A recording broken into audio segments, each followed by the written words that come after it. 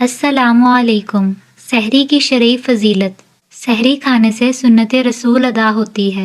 अल्लाह के रसूल ने सहरी करने का हुक्म फरमाया, सहरी किया करो क्योंकि सहरी करने में बरकत है।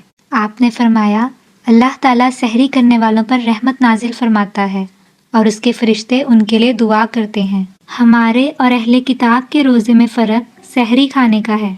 हज़रत अबू हुरैरा रवायत करते हैं कि आपने फरमाया, मोमिन की बेहतरीन सहरी खजूर है।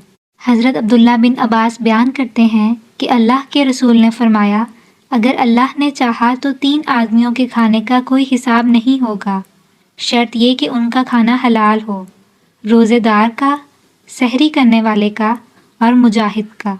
और आपने फरमाया, सहरी के खाने के ज़रिए दिन के रोज़े को पूरा करने के लिए मदद लो और कैलूला के ज़रिए रात के क़याम के लिए मदद लो। सहरी को बेहद फजीलत हासिल है। ये हमारे जिस्म के लिए मुफीद खजाना है, बल्कि आज तो इसके जिस्मानी फ़वाइद मेडिकली साबित भी हो चुके हैं।